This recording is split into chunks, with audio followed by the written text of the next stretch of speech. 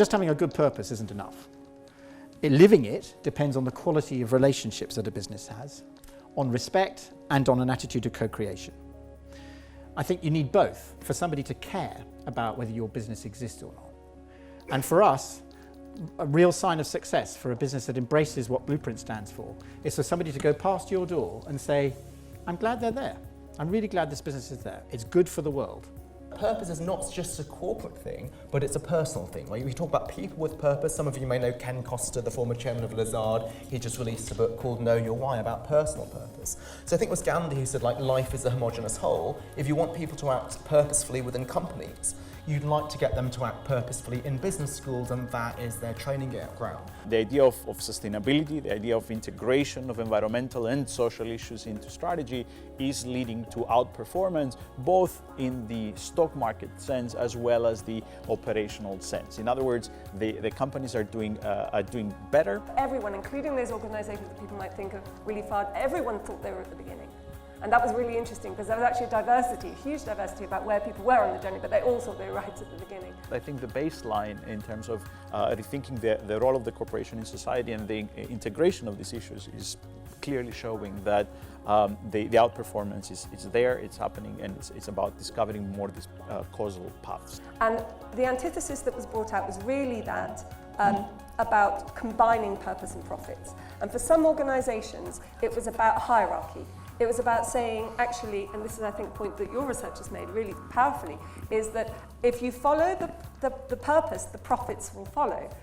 But you can't do that if you're focusing on the profits. If that's your final outcome, it won't work. So you've got to focus on the purpose and the profits. But for others, that was seen as really, really unhelpful, and that actually they've got to be seen as inextricably linked. That you cannot separate the one from the other. So there are a lot of questions around there. The problem with a legislative approach is that it gives the impression that companies should not want to consult their workers. You have to force them to do this by putting workers on the boards. Why did I go for a run in Hyde Park earlier today? No government law told me I had to do that, but I've looked at the evidence which suggests that this is going to be good for my health. And similarly, I think what we need to do in order to encourage companies to be purposeful is to have the evidence of Victoria and Helen and Yanis, which shows it's in your interest to treat your workers well. You deliver 84 to 150% stock return performance, and I think this to show that businesses and society are in partnership rather than antithetical to each other will actually get full commitment to this rather than compliance to a law. So these two things are aligned. I don't think we have academically developed the language of purpose in order to go into measurement. In other words, we measure employee engagement, we measure sustainability, we measure environmental aspects, and at different points those dimensions are measured with more or less accuracy. But the idea of purpose is still, I think, new. And we first, in my view, need to understand theoretically how it links to these different aspects. So in many respects, these different aspects for me sort of represent flashlights, but we haven't found that one sort of unifying principle of how these relationships with purpose. Companies have CSR departments. It would be a catastrophe for purpose if any company had a purpose department, seems to me. I mean, that will be my rule of thumb. If we get to purpose departments, we have to start again. Why are we here this evening talking about purpose?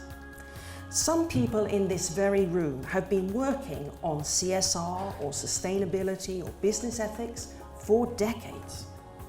Why do we need another word? Well, I think at least one answer to these questions is that all these words, full of meaning when they started life in the business world, have been progressively hollowed out and no longer mean very much anymore. CSR would be a classic in this regard. Instead of changing the way business behaved, businesses absorbed it into their already existing way of behaving. CSR became about managing reputation by a special function, usually part of PR or communications.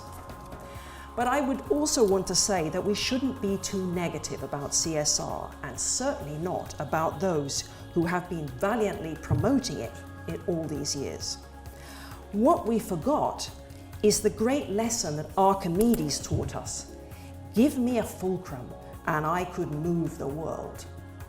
CSR and all its cognates are great levers, but without a fulcrum, their leveraging power to move the business world can't be realized. The wisdom traditions, along with the move towards sustainability, we can talk more about that in the discussion, could be part of this fulcrum, less easily captured by business than CSR.